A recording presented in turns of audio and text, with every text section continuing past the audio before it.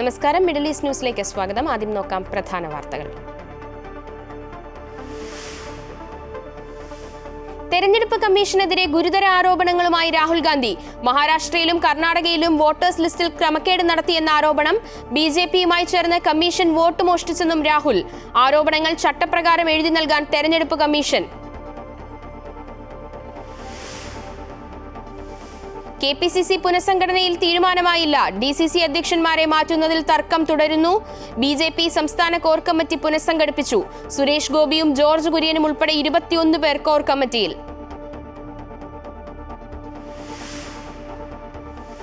ഇന്ത്യക്കെതിരായ അമേരിക്കയുടെ അധിക തീരുവയിൽ ട്രംപിന് പരോക്ഷ മറുപടിയുമായി പ്രധാനമന്ത്രി നരേന്ദ്രമോദി. രാജ്യ താൽപര്യങ്ങൾക്ക് മുൻഗണനയെന്നും കർഷകർക്കായി എന്ത് ത്യാഗവും സഹിക്കുമെന്നും പ്രധാനമന്ത്രി. റഷ്യയിൽ നിന്നുള്ള എണ്ണ ഇറക്കുമതി നിർത്തില്ലെന്ന് വിദേശകാര്യ മന്ത്രാലയം. ട്രംപ് പുടിൻ കൂടിക്കാഴ്ച ഉടൻ. റഷ്യൻ പ്രസിഡന്റ് ഈ മാസം ഇന്ത്യ സന്ദർശിക്കുമെന്ന് ദേശീയ സുരക്ഷാ ഉപദേഷ്ടാവ് അജിത് ഡോവൽ. ദുബായിൽ വീട്ടുവാടകയിൽ കുറവ് വന്നേക്കും. തീരുമാനം നീണ്ട ഇടവേളയ്ക്ക് ശേഷം. പ്രവാസികൾ കൂടുതലായും തിരഞ്ഞെടുക്കുന്ന സ്റ്റുഡിയോ 1 ബെഡ്റൂം ഫ്ളാറ്റുകളുടെ വാടകയിൽ വർധനവില്ലെന്നും റിപ്പോർട്ട്.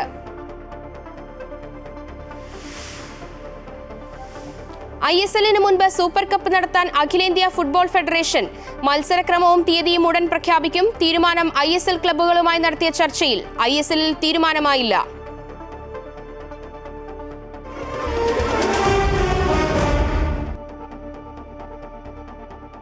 വോട്ടെടുപ്പ് നടത്തിപ്പിൽ തിരഞ്ഞെടുപ്പ് കമ്മീഷൻ കൃത്രിമം നടത്തുന്നുവെന്ന ആരോപണവുമായി ലോക്സഭാ പ്രതിപക്ഷ നേതാവ് രാഹുൽ ഗാന്ധി.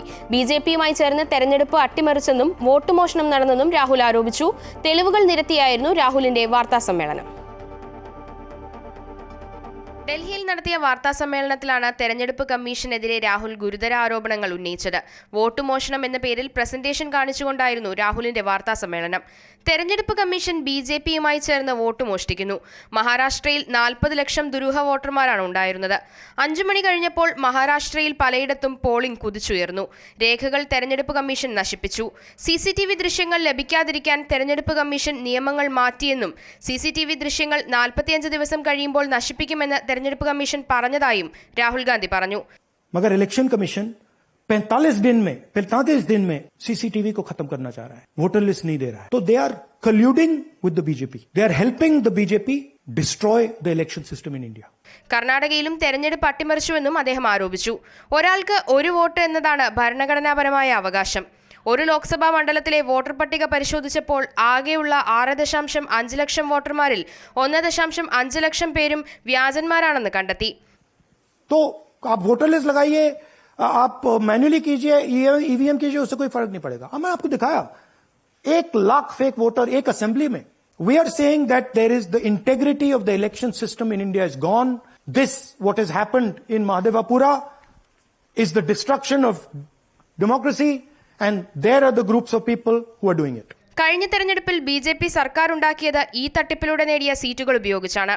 രാജസ്ഥാൻ, മധ്യപ്രദേശ്, ഗുജറാത്ത് എന്നിവിടങ്ങളിൽ കോൺഗ്രസ് പാർട്ടിക്ക് ഒരു സീറ്റ് പോലും ലഭിക്കുന്നില്ല. ഇത് അത്ഭുതകരമാണെന്നും രാഹുൽ വ്യക്തമാക്കി. എക്സിറ്റ് പോൾ ഫലങ്ങളിൽ നിന്നും വ്യത്യസ്തമായ തെരഞ്ഞെടുപ്പ് ഫലമാണ് പലയിടത്തും ഉണ്ടാകുന്നത്. ഹരിയാന തെരഞ്ഞെടുപ്പിൽ അത് കണ്ടതാണ്. ഇതെല്ലാം സംശയങ്ങൾ സൃഷ്ടിക്കുന്നു. BJPക്ക് ഒരു സ്ഥലത്തും ഭരണവിരുദ്ധ വികാരം അനുഭവിക്കേണ്ടി വരുന്നില്ലെന്നും രാഹുൽ ഗാന്ധി പറഞ്ഞു. News desk, Amrita news. Lok Sabha, നിയമസഭാ തെരഞ്ഞെടുപ്പുകളിൽ ക്രമക്കേട് നടക്കുന്നുവെന്ന രാഹുൽ ഗാന്ധിയുടെ ആരോപണം അടിസ്ഥാനരഹിതമെന്ന് BJP.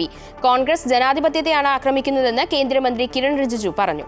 അതേസമയം കർണാടകയിലെ വോട്ടർ പട്ടികയിലെ ക്രമക്കേട് ആരോപണങ്ങളിൽ സത്യവാങ്മൂലം സമർപ്പിക്കാൻ രാഹുൽ ഗാന്ധിയോട് തെരഞ്ഞെടുപ്പ് കമ്മീഷൻ ആവശ്യപ്പെട്ടു. എന്നാൽ താൻ പറഞ്ഞത് തെറ്റാണെന്ന് തെരഞ്ഞെടുപ്പ് കമ്മീഷൻ പറഞ്ഞിട്ടില്ലെന്നായിരുന്നു രാഹുൽ ഗാന്ധിയുടെ പ്രതികരണം.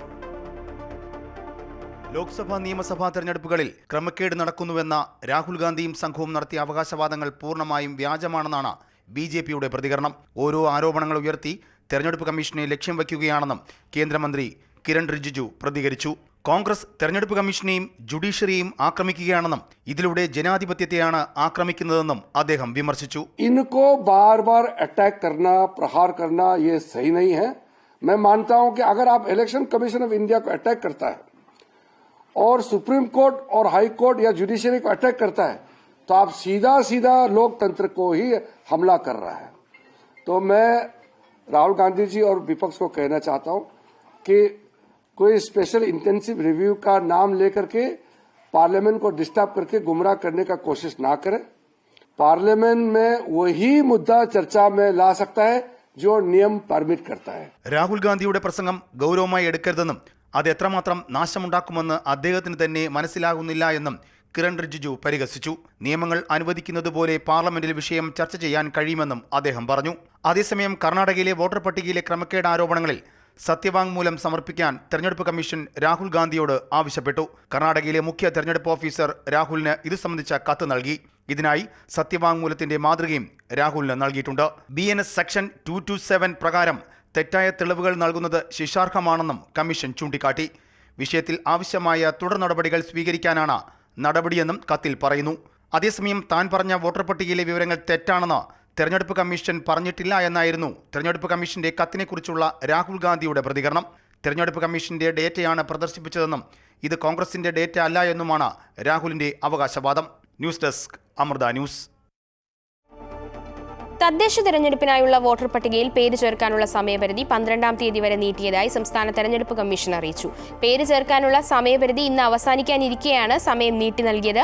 ഓൺലൈൻ വഴി പേര് ചേർക്കുന്നതിലെ സാങ്കേതിക തടസ്സവും വോട്ടർ പട്ടികയിലെ ക്രമക്കേടും ഉൾപ്പെടെ ചൂണ്ടിക്കാട്ടി സമയപരിധി നീട്ടണമെന്നാവശ്യപ്പെട്ട് രാഷ്ട്രീയ പാർട്ടികൾ രംഗത്തു വന്നിരുന്നു. ഇതേ തുടർന്നാണ് സമയം 5 ദിവസത്തേക്ക് കൂടി നീട്ടി കമ്മീഷൻ ഉത്തരവിറക്കിയിരിക്കുന്നത്. കഴിഞ്ഞ മാസം 23-നായിരുന്നു തദ്ദേശ തെരഞ്ഞെടുപ്പിനുള്ള വോട്ടർ പട്ടികയുടെ കരട് തെരഞ്ഞെടുപ്പ് കമ്മീഷൻ പ്രസിദ്ധീകരിച്ചത്. പുതുതായി പേര് ചേർക്കുന്നതിനും തിരുത്തലുകൾ വരുത്തുന്നതിനുമടക്കം ഓഗസ്റ്റ് 7 വരെ സമയം നൽകിയിരുന്നു. എന്നാൽ കരട് വോട്ടർ പട്ടിക സംബന്ധിച്ച് തുടക്കം മുതൽ ഒട്ടേറെ ആക്ഷേപങ്ങളാണ് ഉയർന്നത്. വാർഡ് പുനർനിർണയം വന്നതോടുകൂടി വോട്ടർ പട്ടികയിൽ വ്യാപകമായ ക്രമക്കേട് നടന്നതായി ആക്ഷേപമുന്നയിച്ച് കോൺഗ്രസും BJPയും രംഗത്തെത്തിയിരുന്നു. എന്നാൽ പുതുതായി പേര് ചേർക്കുന്നതിനും തിരുത്തലുകൾ വരുത്തുന്നതിനും ഓൺലൈൻ അപേക്ഷ സമർപ്പിക്കുമ്പോൾ നേരിടേണ്ടി വരുന്ന സാങ്കേതിക തടസ്സം ഉൾപ്പെടെ ചൂണ്ടിക്കാട്ടി സമയപരിധി നീട്ടണമെന്ന് രാഷ്ട്രീയ പാർട്ടികൾ തെരഞ്ഞെടുപ്പ് കമ്മീഷനോട് ആവശ്യപ്പെട്ടിരുന്നു. 15 ദിവസം കൂടി നീട്ടണമെന്ന പ്രതിപക്ഷ നേതാവും 1 മാസം നീട്ടണമെന്ന CPI സംസ്ഥാന സെക്രട്ടറിയും ഓഗസ്റ്റ് 31 വരെ നീട്ടണമെന്ന് BJP സംസ്ഥാന അധ്യക്ഷനും ആവശ്യപ്പെട്ടിരുന്നു. ഇക്കാര്യങ്ങൾ ചൂണ്ടിക്കാട്ടി നേതാക്കൾ തെരഞ്ഞെടുപ്പ് കമ്മീഷന് കത്തയക്കുകയും ചെയ്തിരുന്നു. ഇത് കണക്കിലെടുത്താണ് 5 ദിവസത്തേക്ക് സമയം നീട്ടി നൽകിയതായി കമ്മീഷൻ അറിയിച്ചിരിക്കുന്നത്. എന്നാൽ 5 ദിവസം കൊണ്ട് പ്രശ്നങ്ങൾ എത്രത്തോളം പരിഹരിക്കപ്പെടുമെന്ന ചോദ്യമാണ് പലരും ഉന്നയിക്കുന്നത്. അമൃത ന്യൂസ്, തിരുവനന്തപുരം. KPCC പുനഃസംഘടനയിൽ അനിശ്ചിതത്വം തുടരുന്നു. DCC അധ്യക്ഷന്മാരെ നിശ്ചയിക്കുന്നതിൽ സമവായത്തിലെത്താൻ നേതാക്കൾക്ക് കഴിഞ്ഞില്ല. ഡൽഹിയിലെ ചർച്ചകൾ പുരോഗമിക്കുകയാണ്. KPCC അധ്യക്ഷനെ മാറ്റുന്നതിനൊപ്പം സംസ്ഥാനത്തെ എല്ലാ DCC അധ്യക്ഷന്മാരെയും മാറ്റാനായിരുന്നു ഹൈക്കമാൻഡ് നിർദ്ദേശം. എന്നാൽ DCC അധ്യക്ഷന്മാരെ മാറ്റുന്നതിൽ നേതാക്കളിൽ സമവായം ഉണ്ടാക്കിയെടുക്കാൻ കഴിഞ്ഞിരുന്നില്ല. ജൂൺ മാസത്തിൽ ആരംഭിച്ച അനൌദ്യോഗിക ചർച്ചകളിലൊന്നും DCC അധ്യക്ഷന്മാരുടെ മാറ്റത്തിൽ തീരുമാനമുണ്ടാക്കാൻ പറ്റാതെ വന്നതോടെയാണ് ചർച്ച ഡൽഹിയിലേക്ക് മാറ്റിയത്. പുതുമുഖങ്ങളെ ഉൾപ്പെടുത്തി സംസ്ഥാനത്ത് BJPക്ക് ജംബോ കോർ കമ്മിറ്റി. 22 അംഗ കോർ കമ്മിറ്റിക്കാണ് രൂപം നൽകിയത്. ഇതാദ്യമായാണ് ഇത്രയധികം അംഗങ്ങളെ ഉൾപ്പെടുത്തിക്കൊണ്ട് BJP കോർ കമ്മിറ്റിക്ക് രൂപം നൽകുന്നത്. ഇന്ത്യൻ ഉൽപ്പന്നങ്ങൾക്ക് 50% തീരുവ പ്രഖ്യാപിച്ച ഡൊണാൾഡ് ട്രംപിന് പരോക്ഷ മറുപടി നൽകി പ്രധാനമന്ത്രി നരേന്ദ്രമോദി. രാജ്യ താൽപര്യത്തിനാണ് ഇന്ത്യ മുൻഗണന നൽകുന്നതെന്ന് പറഞ്ഞ പ്രധാനമന്ത്രി കർഷകരും മത്സ്യത്തൊഴിലാളികളും ഉൾപ്പെടെയുള്ളവരുടെ താൽപര്യങ്ങളിൽ ഒരിക്കലും വിട്ടുവീഴ്ച ചെയ്യില്ലെന്നും അറിയിച്ചു. അതേസമയം ട്രംപിന്റെ താരിഫ് ഭീഷണി ഇന്ത്യൻ വിപണിയെ കാര്യമായി ബാധിച്ചില്ല എന്നതാണ് ശ്രദ്ധേയം. ഡോളറിന് മുന്നിൽ രൂപയുടെ ഉയർത്തെഴുന്നേൽപ്പാണ് ഇന്നുണ്ടായത്. ട്രംപിന്റെ പുതിയ തീരുവകൾ നിലവിൽ വന്നതിന് പിന്നാലെയാണ് പ്രധാനമന്ത്രിയുടെ മറുപടി. ട്രംപിന്റെ തീരുമാനത്തെ കടുത്ത ഭാഷയിലാണ് മോദി വിമർശിച്ചത്. രാജ്യതാൽപര്യം സംരക്ഷിക്കാൻ അനിവാര്യമായ നടപടികൾ സ്വീകരിക്കുമെന്ന് പ്രധാനമന്ത്രി വ്യക്തമാക്കി. ഡൽഹിയിൽ നടന്ന MS സ്വാമിനാഥൻ ശതാബ്ദി അന്താരാഷ്ട്ര സമ്മേളനത്തെ അഭിസംബോധന ചെയ്ത് സംസാരിക്കുകയായിരുന്നു നരേന്ദ്രമോദി. കർഷകരുടെ താൽപര്യത്തിനാണ് പ്രഥമ പരിഗണന. ഇന്ത്യയിലെ കർഷകരുടെയും കന്നുകാലി വളർത്തുന്നവരുടെയും മത്സ്യത്തൊഴിലാളികളുടെയും താൽപര്യങ്ങളിൽ രാജ്യം ഒരിക്കലും വിട്ടുവീഴ്ച ചെയ്യില്ല എന്നും അദ്ദേഹം വ്യക്തമാക്കി. हमारे लिए अपने किसानों का हित सर्वोच्च प्राथमिकता है.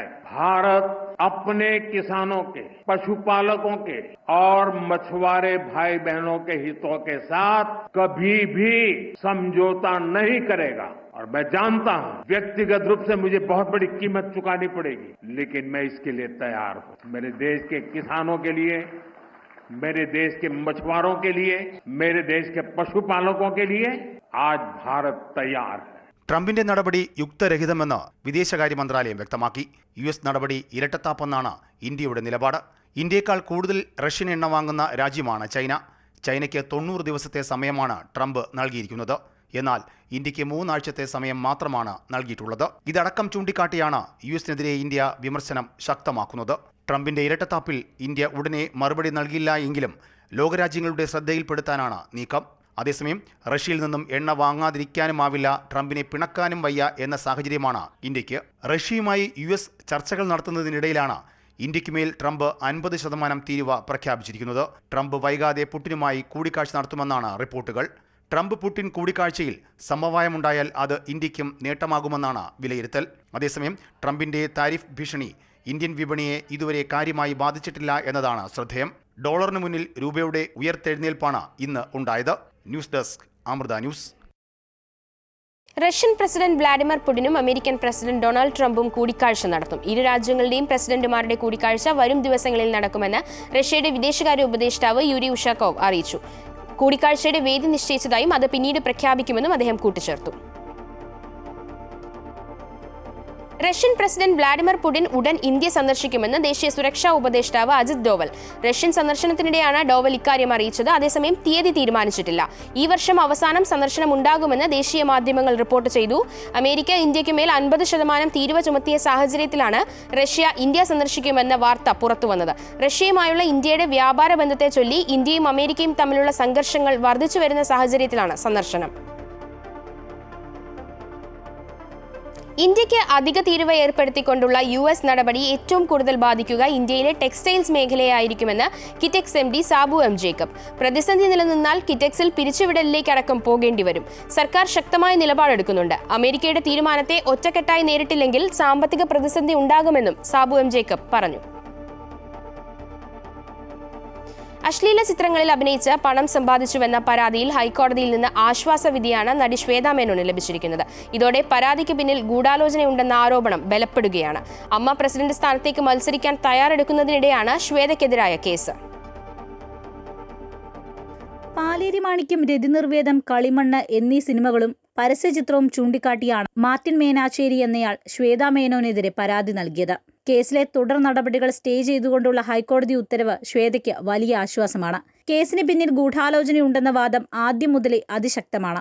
സിനിമാ മേഖലയ്ക്ക് അകത്തും പുറത്തും ഇതേ ചർച്ചകൾ സജീവമായിരിക്കുകയാണ്. പലരും ശ്വേതയ്ക്ക് പിന്തുണയുമായി എത്തി.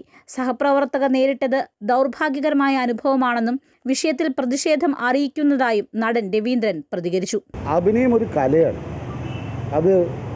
അത് ഞങ്ങളുടെ തൊഴിലും കൂടിയാണ്. അപ്പോൾ അതിനെ ഒരു കുബുദ്ധിപരമായിട്ട് വക്രീകരിച്ച് കരിവേരി തേക്കാൻ പോവുകയാണെങ്കിൽ അത് സമ്മതിച്ചു കൊടുക്കാൻ പറ്റില്ല. അമ്മ തെരഞ്ഞെടുപ്പിൽ പ്രസിഡന്റ് സ്ഥാനത്തേക്കാണ് ശ്വേതാ മേനോൻ നാമനിർദ്ദേശം നൽകിയിരിക്കുന്നത്. ഇതിനിടെയാണ് സെൻസർ ബോർഡ് സർട്ടിഫിക്കറ്റ് നൽകിയ ചിത്രങ്ങൾക്കെതിരെ പരാതി ഉയർന്നത്. പോലീസ് ആദ്യം അവഗണിച്ച പരാതിയായിരുന്നു ഇത്. പിന്നീട് പരാതിക്കാരൻ എറണാകുളം ചീഫ് ജുഡീഷ്യൽ മജിസ്ട്രേറ്റ് കോടതിയിൽ പോവുകയും കോടതി നിർദ്ദേശപ്രകാരം സെൻട്രൽ പോലീസ് കേസെടുക്കുകയുമായിരുന്നു. ഈ നടപടിയാണ് ഹൈക്കോടതി സ്റ്റേ ചെയ്തത്. അമൃത ന്യൂസ്, കൊച്ചി. നീണ്ട ഇടവേളയ്ക്ക് ശേഷം ദുബായിൽ വീട്ടുവാടകയിൽ കുറവ് വന്നതായി പ്രോപ്പർട്ടി ലീസിംഗ് സൈറ്റുകളെ ഉദ്ധരിച്ച് പ്രാദേശിക മാധ്യമങ്ങൾ റിപ്പോർട്ട് ചെയ്യുന്നു. മലയാളികൾ ഉൾപ്പെടെയുള്ള പ്രവാസികൾ കൂടുതലായും തിരഞ്ഞെടുക്കുന്ന സ്റ്റുഡിയോ 1 ബെഡ്റൂം ഫ്ളാറ്റുകളുടെ വാടകയിൽ വർധനവില്ലെന്നാണ് റിപ്പോർട്ട് സൂചിപ്പിക്കുന്നത്. ദുബായിലെ ഏതാണ്ട് എല്ലാ താമസ കേന്ദ്രങ്ങളിലും വീട്ടുവാടകയിൽ വൻ കുതിപ്പാണ് 2 മാസം മുൻപ് വരെ രേഖപ്പെടുത്തിയിരുന്നത്. എന്നാൽ അതിനുശേഷം ചില സ്ഥലങ്ങളിൽ വീട്ടുവാടകയിൽ സ്ഥിരത കൈവന്നുവെന്നും കാര്യമായ വർധനവില്ലെന്നുമാണ് പ്രോപ്പർട്ടി ലീസിംഗ് സൈറ്റുകൾ വ്യക്തമാക്കുന്നത്. ദുബായിൽ നിയമവിരുദ്ധമായി താൽക്കാലിക മുറികൾ ഉണ്ടാക്കിയുള്ള ഷെയറിംഗ് താമസ കേന്ദ്രങ്ങൾക്കെതിരെ അധികൃതർ കർശന നടപടി സ്വീകരിച്ചിരുന്നു. ഇതോടെ ഇത്തരത്തിൽ താമസ സൗകര്യം നൽകിയിരുന്ന കമ്പനികളും നിരവധി ബാച്ചിലേഴ്സും അജ്മാൻ, ഷാർജ എന്നീ എമിറേറ്റുകളിലേക്ക് താമസം മാറിയതും ദുബായിലെ ആവശ്യക്കാരുടെ ഡിമാൻഡ് കുറച്ചു. ബാച്ചിലേഴ്സായ മലയാളികൾ ഉൾപ്പെടെയുള്ള പ്രവാസികൾ താമസിക്കുന്ന ദുബായ് ഇന്റർനാഷണൽ സിറ്റിയിൽ കഴിഞ്ഞ 2 മാസമായി വാടക വർധനവില്ലെന്ന് UAE പ്രാദേശിക മാധ്യമങ്ങൾ റിപ്പോർട്ട് ചെയ്യുന്നു. ഇവിടെ സ്റ്റുഡിയോ അപ്പാർട്ട്മെന്റുകൾക്ക് വാർഷിക വാടക 29,000 ദിർഹത്തിന് താഴെയാണെന്ന് റിയൽ എസ്റ്റേറ്റ് ഏജന്റുമാരെ ഉദ്ധരിച്ചുള്ള റിപ്പോർട്ടുകളിൽ പറയുന്നു. ദുബായിലെ പ്രധാന താമസ കേന്ദ്രങ്ങളിലൊന്നായ ഡിസ്കവറി ഗാർഡനിൽ കഴിഞ്ഞ 2 മാസത്തിനിടെ വാടകയിൽ 1% കുറവ് രേഖപ്പെടുത്തിയെന്നും റിപ്പോർട്ടുണ്ട്. ദുബായിൽ വാടക നിശ്ചയിക്കുന്നത് റെന്റൽ ഇൻഡെക്സിലെ റേറ്റിംഗ് അനുസരിച്ചാണ്. വീട്ടുവാടകയിൽ കുറവ് വരുന്നത് മലയാളികൾ ഉൾപ്പെടെയുള്ള പ്രവാസി സമൂഹത്തിന് വലിയ ആശ്വാസമാകും. Amrita news, Dubai. ദുബായിലെ കെട്ടിട നിർമ്മാണ മേഖല കുതിപ്പ് തുടരുന്നതായി ദുബായ് മുനിസിപ്പാലിറ്റി പുറത്തുവിട്ട റിപ്പോർട്ട് സൂചിപ്പിക്കുന്നു. കഴിഞ്ഞ 6 മാസത്തിനിടെ 30,000 ബിൽഡിംഗ് പെർമിറ്റുകൾ അനുവദിച്ചതായി മുനിസിപ്പാലിറ്റി വാർത്താക്കുറിപ്പിൽ വ്യക്തമാക്കി. മുൻവർഷം ഇതേ കാലയളവിനെ അപേക്ഷിച്ച് 20% വളർച്ചയാണിത് കാണിക്കുന്നത്. ഈ വർഷം ജൂലൈ മാസത്തിൽ മാത്രം 10 ലക്ഷം ചതുരശ്ര മീറ്റർ സ്ഥലത്ത് നിർമ്മാണത്തിനായി നൽകിയെന്നും ദുബായ് മുനിസിപ്പാലിറ്റി വ്യക്തമാക്കി. നിർമ്മാണത്തിന് അനുമതി നൽകിയതിൽ 45% വാണിജ്യ നിക്ഷേപ സ്ഥാപനങ്ങൾക്കാണ്. റെസിഡൻഷ്യൽ ആവശ്യങ്ങൾക്കുള്ള കെട്ടിട നിർമ്മാണത്തിന് അനുമതി നൽകിയത് 40%. ദുബായ് റിയൽ എസ്റ്റേറ്റ് മേഖല വലിയ വളർച്ച നേടുന്നുവെന്ന് സാക്ഷ്യപ്പെടുത്തുന്നതാണ് ഈ കണക്കുകൾ. വിവിധ രാജ്യങ്ങളിലെ സൗദി വിമാനത്താവളങ്ങളിലെ യാത്രക്കാർ സമർപ്പിച്ച പരാതികളുടെ എണ്ണത്തിൽ ജിദ്ദയിലെ കിങ് അബ്ദുൽ അസീസ് അന്താരാഷ്ട്ര വിമാനത്താവളം 1ാം സ്ഥാനത്തെന്ന് റിപ്പോർട്ട്. 2024 289 പരാതികളാണ് ലഭിച്ചത്. ഈ പരാതികളിന്മേൽ നടപടി സ്വീകരിച്ചതിന്റെ നിരക്ക് 94%. Yanbu Amir Abdul Mohsin bin Abdul Aziz വിമാനത്താവളത്തിലാണ് ഏറ്റവും കുറഞ്ഞ പരാതികൾ രേഖപ്പെടുത്തിയത്. 100% പരാതി പരിഹാര നിരക്ക്. ജനറൽ അതോറിറ്റി ഓഫ് സിവിൽ ഏവിയേഷന്റെ റിപ്പോർട്ട് പ്രകാരം വിമാനത്താവളങ്ങളിലെ യാത്രക്കാരിൽ നിന്നുള്ള ഏറ്റവും സാധാരണമായ പരാതികളുടെ പട്ടികയിൽ പൊതുസേവനങ്ങളും സൗകര്യങ്ങളുമാണ് മുന്നിൽ. റിയാദ് കിങ് ഖാലിദ് അന്താരാഷ്ട്ര വിമാനത്താവളമാണ് പരാതികളുടെ എണ്ണത്തിൽ 2ാം സ്ഥാനത്ത്. കുവൈറ്റിൽ രോഗിയെ ലൈംഗികമായി പീഡിപ്പിച്ച കേസിൽ ഈജിപ്ഷ്യൻ അനസ്തേഷ്യ ഡോക്ടർക്ക് 7 വർഷം തടവ്. തടവ് ശിക്ഷ പൂർത്തിയാക്കിയ ശേഷം പ്രതിയെ നാടുകടത്താനും കോടതി ഉത്തരവിട്ടു. രാജ്യത്തെ ഒരു സർക്കാർ ആശുപത്രിയിലെ അനസ്തേഷ്യ വിഭാഗത്തിലെ ജീവനക്കാരനായിരുന്നു പ്രതി. രോഗി അബോധാവസ്ഥയിലായിരിക്കെയാണ് ഇയാൾ കൃത്യം നടത്തിയത്. പ്രതി കുറ്റം സമ്മതിച്ചതായും രോഗിയുമായി വീണ്ടും ബന്ധപ്പെടാൻ ശ്രമിച്ചതായും അന്വേഷണത്തിൽ കണ്ടെത്തിയിരുന്നു. ഇതിനു പുറമെ ഇരയുടെ പരാതി, സാക്ഷിമൊഴികൾ, പോലീസ് അന്വേഷണങ്ങൾ, പ്രതിയുടെ കുറ്റസമ്മതം എന്നിവയും നിർണായകമായി. താമസിക്കാൻ സ്ഥലം ആവശ്യമുണ്ടെങ്കിൽ തന്നെ ബന്ധപ്പെടണമെന്ന് ഇരയോട് പ്രതി പറഞ്ഞതായും അന്വേഷണത്തിൽ തെളിഞ്ഞിരുന്നു. യുഎഇയിലേക്ക് യാത്ര ചെയ്യുന്നവരുടെയും യുഎഇയിൽ നിന്ന് പുറത്തേക്ക് പോകുന്നവരുടെയും പക്കൽ 60,000 ദിർഹത്തിൽ കൂടുതൽ പണമായോ മൂല്യമുള്ള വസ്തുക്കളോ ജ്വല്ലറിയോ ഉണ്ടെങ്കിൽ അവ ഓൺലൈനായി ഡിക്ലെയർ ചെയ്യണമെന്ന് federal authority for identity, citizenship, customs and port സെക്യൂരിറ്റിയുടെ നിർദ്ദേശം. അഫ്സഹ് മൊബൈൽ ആപ്ലിക്കേഷനിലൂടെയോ declare.customs.ae എന്ന വെബ്സൈറ്റ് വഴിയോ ഈ നടപടികൾ പൂർത്തിയാക്കാമെന്നും ICP വ്യക്തമാക്കി. കുവൈറ്റിൽ വാഹനങ്ങളുടെ നിറം മാറ്റുന്നതിന് പുതിയ നടപടിക്രമങ്ങൾ വിശദീകരിച്ച് കുവൈറ്റ് ആഭ്യന്തര മന്ത്രാലയം. ഗതാഗത വിഭാഗമാണ് പുതിയ അറിയിപ്പ് പുറത്തിറക്കിയത്.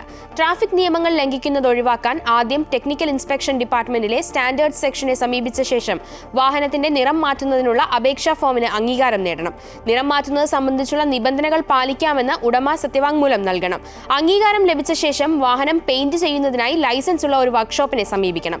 നിറം മാറ്റിയ ശേഷം വീണ്ടും സ്റ്റാൻഡേർഡ് സെക്ഷനിൽ എത്തിച്ചേർന്ന് പുതിയ നിറത്തിന് ഔദ്യോഗിക അംഗീകാരം വാങ്ങണം. ട്രാഫിക് അധികാരികളുടെ മുൻകൂർ അനുമതിയില്ലാതെ വാഹനത്തിന്റെ നിറം മാറ്റുന്നത് നിയമലംഘനമാണെന്നും ഇത് ശ്രദ്ധയിൽപ്പെട്ടാൽ കനത്ത പിഴ ചുമത്തുമെന്നും ട്രാഫിക് വിഭാഗം മുന്നറിയിപ്പ് നൽകി. സൗദിയിൽ പ്രീമിയം ഇഖാമയ്ക്ക് പ്രിയമേറുന്നതായി ഇഖാമ പ്ലാറ്റ്ഫോം അറിയിച്ചു. 2024 ജനുവരി മുതൽ 2025 ജൂലൈ വരെ 40,163 അപേക്ഷകൾ ലഭിച്ചതായി പ്ലാറ്റ്ഫോം വെളിപ്പെടുത്തി. പ്രതിഭകളെയും നിക്ഷേപകരെയും ആകർഷിക്കുന്നതിൽ സൗദി വിഷൻ 2030 ലക്ഷ്യങ്ങളെ പിന്തുണയ്ക്കുന്ന ഏറ്റവും പ്രധാനപ്പെട്ട സംരംഭങ്ങളിലൊന്നായ പ്രീമിയം ഇഖാമയ്ക്ക് ആവശ്യം വർദ്ധിച്ചു വരുന്നതിന്റെ സൂചനയാണിത്. ആഗോളതലത്തിൽ പ്രതിഭകൾക്കും അസാധാരണ വൈദഗ്ധ്യമുള്ളവർക്കും സ്പോൺസറുടെ ആവശ്യമില്ലാതെ സൗദി അറേബ്യയിൽ താമസിക്കാനും നിക്ഷേപങ്ങൾ നടത്താനും ജോലി ചെയ്യാനും പ്രാപ്തരാക്കുകയാണ് പ്രീമിയം ഇഖാമയുടെ ലക്ഷ്യം.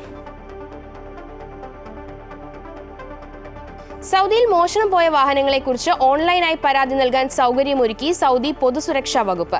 സൗദി ആഭ്യന്തര മന്ത്രാലയത്തിന്റെ ഓൺലൈൻ സേവന പ്ലാറ്റ്ഫോമായ അബ്ഷിറിലൂടെയാണ് പരാതി നൽകേണ്ടത്. പരാതി നൽകാൻ പോലീസ് സ്റ്റേഷനുകളെ നേരിട്ട് സമീപിക്കാതെ അബ്ഷിറിൽ ഇൻഡിവിജ്വൽസ് പ്ലാറ്റ്ഫോമിൽ ലോഗിൻ ചെയ്ത് മോഷണം റിപ്പോർട്ട് ചെയ്താൽ മതിയാകും. കുവൈറ്റിൽ അഗ്നിസുരക്ഷാ പരിശോധന ശക്തമാക്കി. അഗ്നിസുരക്ഷാ പ്രതിരോധ നടപടികൾ ലംഘിക്കുന്ന കെട്ടിടങ്ങൾ നിരീക്ഷിക്കുന്നതിന്റെ ഭാഗമായാണ് പരിശോധന. ഇതിന്റെ ഭാഗമായി അഗ്നിരക്ഷാ സേനയുടെ നേതൃത്വത്തിൽ ഈസ്റ്റ് അഹമ്മദി പ്രദേശത്ത് നടത്തിയ പരിശോധനയിൽ 50-ലധികം സ്ഥാപനങ്ങൾ അടച്ചുപൂട്ടുകയും 122ഓളം സ്ഥാപനങ്ങൾക്ക് മുന്നറിയിപ്പ് നോട്ടീസ് നൽകുകയും ചെയ്തു. വൈദ്യുതി, ജലമന്ത്രാലയം, വാണിജ്യ മന്ത്രാലയം, വ്യവസായ പൊതുസമിതി, പരിസ്ഥിതി പൊതുസമിതി, കുവൈറ്റ് മുനിസിപ്പാലിറ്റി എന്നീ സർക്കാർ ഏജൻസികളുമായി സഹകരിച്ചുകൊണ്ടാണ് പരിശോധന നടത്തിയത്. മറ്റു വാർത്തകൾ നോക്കാം. ഇംപീച്ച്മെന്റ് നടപടിയെ ചെറുക്കാനുള്ള യശ്വന്ത് വർമ്മയുടെ നീക്കത്തിന് തിരിച്ചടി. വീട്ടിൽ നിന്ന് നോട്ടുകെട്ടുകൾ കണ്ടെത്തിയ സംഭവത്തിൽ ജസ്റ്റിസ് യശ്വന്ത് വർമ്മയുടെ ഹർജി സുപ്രീം കോടതി തള്ളി. ആഭ്യന്തര അന്വേഷണ സമിതി റിപ്പോർട്ട് ചോദ്യം ചെയ്ത് നൽകിയ ഹർജിയാണ് ജസ്റ്റിസുമാരായ ദീപാങ്കർ ദത്ത, അഗസ്റ്റിൻ ജോർജ് മസീഹ് എന്നിവരടങ്ങിയ ബെഞ്ച് തള്ളിയത്. മാർച്ച് 14-ന് ജസ്റ്റിസ് യശ്വന്ത് വർമ്മയുടെ ഡൽഹിയിലെ ഔദ്യോഗിക വസതിയിൽ തീപിടുത്തമുണ്ടായപ്പോൾ അഗ്നിരക്ഷാ സേനയാണ് കോടിക്കണക്കിന് രൂപയുടെ നോട്ടുകെട്ടുകൾ കണ്ടെത്തിയത്. സംഭവത്തെ തുടർന്ന് അന്നത്തെ ചീഫ് ജസ്റ്റിസ് സഞ്ജീവ് ഖന്ന ആഭ്യന്തര അന്വേഷണത്തിന് ഉത്തരവിടുകയും വർമ്മയെ സ്ഥാനത്തുനിന്ന് നീക്കം ചെയ്യാൻ ശുപാർശ ചെയ്യുകയും ചെയ്തിരുന്നു. സമിതി റിപ്പോർട്ട് നൽകിയതിനു ശേഷം രാജിവെക്കാൻ ജസ്റ്റിസ് വർമ്മ തയ്യാറാകാതിരുന്നതിനാൽ തുടർ നടപടികൾക്കായി ചീഫ് ജസ്റ്റിസ് റിപ്പോർട്ട് രാഷ്ട്രപതിക്കും പ്രധാനമന്ത്രിക്കും കൈമാറുകയായിരുന്നു. ഇതിനെതിരെയാണ് വർമ്മ സുപ്രീം കോടതിയിൽ ഹർജി നൽകിയത്. ഭരണഘടനയും നടപടിക്രമങ്ങളും മറികടന്നാണ് ആഭ്യന്തര അന്വേഷണ സമിതിയുടെയും ചീഫ് ജസ്റ്റിസിന്റെയും നടപടിയെന്നായിരുന്നു യശ്വന്ത് വർമ്മയുടെ വാദം. നിയമപരമായ അനുമതിയില്ലാതെയായിരുന്നു സുപ്രീം കോടതിയുടെ ആഭ്യന്തര അന്വേഷണമെന്നും ഭരണഘടനാ പദവിയിൽ നിന്ന് നീക്കാൻ രാഷ്ട്രപതിയോട് ചീഫ് ജസ്റ്റിസിന് ശുപാർശ ചെയ്യാനാകില്ല എന്നുമായിരുന്നു യശ്വന്ത് വർമ്മ ചൂണ്ടിക്കാട്ടിയത്. കഴിഞ്ഞയാഴ്ച രാജ്യസഭ ലോക്സഭ എംപിമാർ ജസ്റ്റിസ് വർമ്മയെ ഇംപീച്ച് ചെയ്യാനുള്ള നോട്ടീസും നൽകിയിരുന്നു. ഇംപീച്ച്മെന്റ് നടപടികൾ ഈ സമ്മേളന കാലയളവിൽ ഉണ്ടാകാനുള്ള സാധ്യത കുറവാണെങ്കിലും പാർലമെന്റിൽ ഇത് പരിഗണിക്കുന്ന തടസ്സങ്ങൾ കോടതി ഉത്തരവിലൂടെ ഇല്ലാതായിരിക്കുകയാണ്. News desk Amrita TV. സാങ്കേതിക സർവകലാശാലയിൽ പ്രതിഷേധം സംഘടിപ്പിച്ച് SFI. സർവകലാശാലയിൽ സ്ഥിരം വൈസ് ചാൻസലറെ നിയമിക്കുക, ഇയർ ഔട്ട് സമ്പ്രദായം ഒഴിവാക്കുക എന്നീ ആവശ്യങ്ങൾ ഉന്നയിച്ചായിരുന്നു പ്രതിഷേധ മാർച്ച്.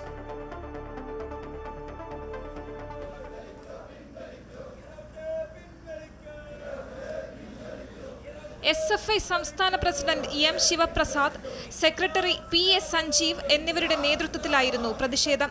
ബാരിക്കേഡ് മറികടന്ന പ്രവർത്തകർ ക്യാമ്പസിൽ കയറി. താൽക്കാലിക VC-യുടെ മുറി പ്രവർത്തകർ ഉപരോധിച്ചു.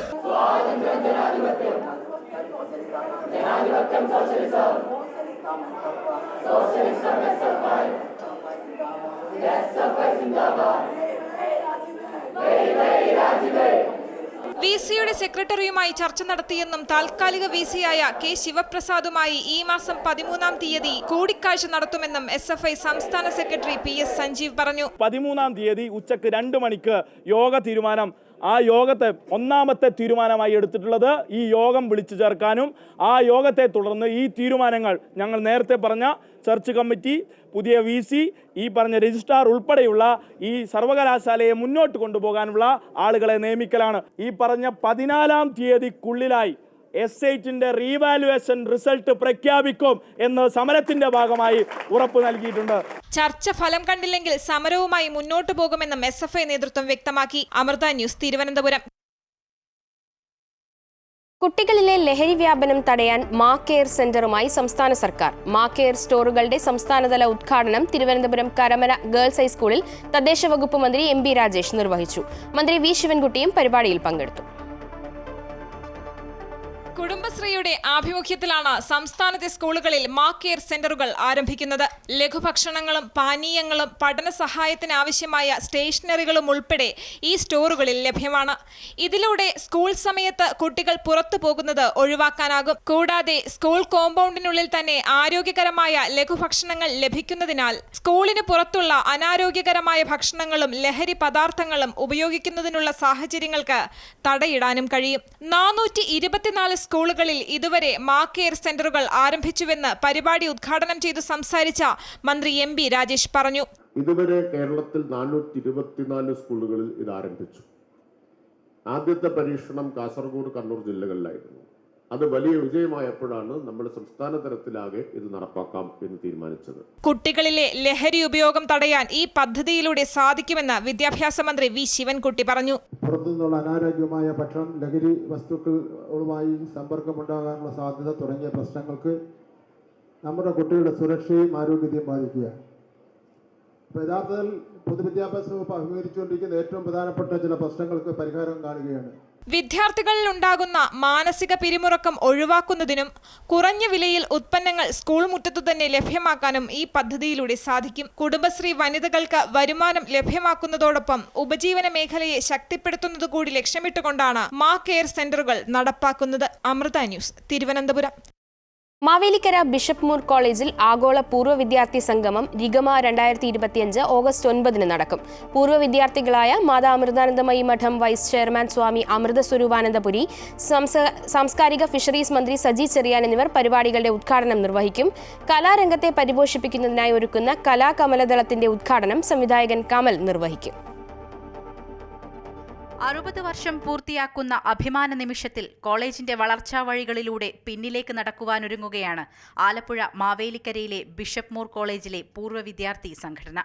ആഗോള പൂർവ്വ വിദ്യാർത്ഥി സംഗമം റിഗമയിലൂടെ പഴയ സഹപാഠികൾ തങ്ങളുടെ കുടുംബങ്ങളോടൊത്ത് വീണ്ടും കോളേജ് അങ്കണത്തിൽ ഒത്തുചേരും. ഈ 60 വർഷത്തെ മഹത്തായ പാരമ്പര്യത്തിനിടയിൽ ഒട്ടേറെ സാംസ്കാരിക സാമൂഹ്യ രംഗങ്ങളിൽ പ്രശസ്തരായ വിദ്യാർത്ഥികളെ സംഭാവന ചെയ്യുവാൻ ഈ കലാലയത്തിന് കഴിഞ്ഞിട്ടുണ്ട്. ഒരു വർഷം നീണ്ടു നിൽക്കുന്ന വജ്രജൂബിലി ആഘോഷ പരിപാടികളാണ് കോളേജ് മാനേജ്മെൻറ്റും കോളേജും പൂർവ്വ വിദ്യാർത്ഥി സംഘടനയും സംയുക്തമായി നടത്തുവാൻ തീരുമാനിച്ചിട്ടുള്ളത്. ഈ പ്രോഗ്രാം ആരംഭിച്ച സമയത്ത്, ഇതിന് തീരുമാനമെടുത്ത സമയം മുതൽ ആരായിരിക്കണം ഈ പ്രോഗ്രാമിൻ്റെ മുഖ്യാതിഥി, ആരായിരിക്കണം ഇതിൻ്റെ ഉദ്ഘാടകൻ എന്നുള്ള കാര്യത്തിൽ ഞങ്ങൾക്ക് പല ആശങ്കകളുണ്ടായിരുന്നു. ആ ചിന്തയിൽ നിന്നാണ് ഞങ്ങൾ ഈ കോളേജിലെ തന്നെ പൂർവ്വ വിദ്യാർത്ഥികൾ ഏറ്റവും മികവുറ്റ ഒരാളുടെ തന്നെ ഈ പ്രോഗ്രാം ഉദ്ഘാടനം ചെയ്യാൻ, അല്ലെങ്കിൽ ഇതിൻ്റെ മുഖ്യാതിഥിയായിട്ട് കൊണ്ടുവരണമെന്ന് ഞങ്ങൾ ആഗ്രഹിക്കുകയും അങ്ങനെയാണ് ഞങ്ങൾ സ്വാമിജിയിൽ എത്തുകയും ചെയ്തത്. അദ്ദേഹത്തിൻ്റെ വരവ് ഈ പ്രോഗ്രാമിനെ ഏറ്റവും മികവുറ്റതാക്കും എന്നുള്ള കാര്യത്തിൽ സംശയമില്ല. മാവേലിക്കര ബിഷപ്പ് മൂർ കോളേജിൽ പൂർവ്വ വിദ്യാർത്ഥികളുടെ ആഗോള സംഗമം നടക്കുകയാണ്. മാവേലിക്കര ബിഷപ്പ് മൂർ കോളേജിൻ്റെ ചരിത്രത്തിൽ തന്നെ ഒരു വലിയ സംഭവമാണ്. ട്രംപിൻ്റെ അരമനയായ വൈറ്റ് ഹൗസിൽ പോലും ബിഷപ്പ് മൂർ കോളേജിലെ പൂർവ്വ വിദ്യാർത്ഥി ഉണ്ടോ എന്ന് പറയുമ്പോൾ ആ കോളേജിൻ്റെ പൂർവ്വ വിദ്യാർത്ഥികളുടെ പെരുമ, കോളേജിൻ്റെ അഭിമാനം എത്രത്തോളം ഉയർന്നതാണെന്ന് കാണിക്കുന്നതാണ്. ശനിയാഴ്ച രാവിലെ 10-ന് CSI മധ്യകേരള മഹാ ഇടവക ബിഷപ്പ് ഡോക്ടർ മലയിൽ സാബു കോശി ചെറിയാൻ അനുഗ്രഹ പ്രഭാഷണം നടത്തും. ചങ്ങാതിച്ചോലയുടെ ഉദ്ഘാടനം മാതാ അമൃതാനന്ദമയി മഠം വൈസ് ചെയർമാനും പൂർവ്വ വിദ്യാർത്ഥിയുമായ സ്വാമി അമൃതസ്വരൂപാനന്ദപുരി നിർവഹിക്കും. ഗുരുവന്ദനവും പ്രതിഭകളെ ആദരിക്കലും സാംസ്കാരിക ഫിഷറീസ് വകുപ്പ് മന്ത്രിയും പൂർവ്വ വിദ്യാർത്ഥിയുമായ സജി ചെറിയാനും കലാകമലദളം സംവിധായകൻ കമലും ഉദ്ഘാടനം ചെയ്യും. പഴയ ഓർമ്മകളിലൂടെ സഹപാഠികൾ വീണ്ടും ഒത്തുചേർന്നതിന്റെ ആവേശത്തിലാണ് പൂർവ്വ വിദ്യാർത്ഥികൾ. എനിക്ക് ഒരു മോഹമുണ്ട്. ആ മോഹം എന്ന് പറയുന്നത്, എത്ര കഷ്ടപ്പാടുണ്ടെങ്കിലും അടുത്ത ഒരു ജന്മം എനിക്ക് കിട്ടുകയാണെങ്കിൽ സ്വാമിജിയോടൊപ്പം ഈ കോളേജിൽ പഠിച്ച് ജീവിക്കണം എന്നുള്ളത്. ആ മോഹം വെറും വ്യാമോഹമാകാം, എന്നിരുന്നാലും ഒരിക്കൽ കൂടെ വേണമെന്നുള്ളതാണ് ആഗ്രഹം. പൂർവ്വ വിദ്യാർത്ഥികളായ Mavelikara MLA MS Arunkumar, Ranni MLA Pramod Narayanan, Mavelikara municipal chairman Nainancy Kuttisseril, Thekkekara panchayat president doctor K Mohankumar തുടങ്ങിയവർ പങ്കെടുക്കും. രാവിലെ 11 മുതൽ പൂർവ്വ അധ്യാപക പൂർവ്വ വിദ്യാർത്ഥി സംഗമവും കുടുംബാംഗങ്ങളുടെ പാട്ട്, മിമിക്രി, കവിത ചൊല്ലൽ, കഥ പറച്ചിൽ തുടങ്ങിയ പരിപാടികളും നടക്കും. ഉച്ചയ്ക്ക് 2 മണി മുതൽ രാഗതാളമേളം, അലക്സ് വള്ളിക്കുന്നം അവതരിപ്പിക്കുന്ന ഏകാംഗ നാടകം എന്നിവയും അരങ്ങേറും. Amrita news, Alappuzha. International quizzing association Asia ചാപ്റ്ററുമായി ചേർന്ന് ക്യൂ പോസിറ്റീവ് ക്ലബിന് രൂപം നൽകി Alappuzha Amrita saint Mary's residential central school. Q positive ക്ലബിന്റെ ഉദ്ഘാടനം ആലപ്പുഴ ജില്ലാ കളക്ടർ അലക്സ് വർഗീസ് IAS നിർവഹിച്ചു.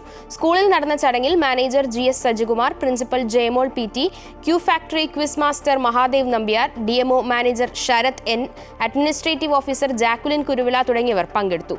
ഇക്കഴിഞ്ഞ CBSE പരീക്ഷയിൽ 3ാം റാങ്ക് നേടിയ അദ്രിജ ഓം പ്രകാശിനെ തദവസരത്തിൽ കളക്ടർ ആദരിച്ചു. മറ്റുള്ള ജില്ലകളെ അപേക്ഷിച്ച് ആലപ്പുഴയിൽ താരതമ്യേന ക്വിസിംഗിനുള്ള അവസരങ്ങൾ കുറവാണെന്നും എന്നാൽ സ്കൂളുകളിൽ ക്യൂ പോസിറ്റീവ് പോലെയുള്ള ക്ലബ്ബുകൾ രൂപീകരിക്കുക വഴി നാളത്തെ തലമുറയുടെ ബൗദ്ധിക വികാസത്തിനുള്ള പ്രധാനപ്പെട്ട ഒരു ചുവടുവെപ്പായി അത് മാറുമെന്നും കളക്ടർ അഭിപ്രായപ്പെട്ടു.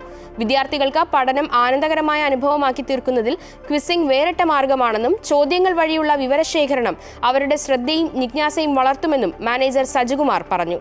വിവിധ വിഭാഗങ്ങളിലുള്ള വിദ്യാർത്ഥികൾക്കായി ക്വിസ് മത്സരം നടന്നു. സിവിൽ സർവീസ് പരീക്ഷയിൽ ഉന്നത വിജയം നേടിയ വൈശാഖ് CR സമ്മാനദാനം നിർവഹിച്ചു.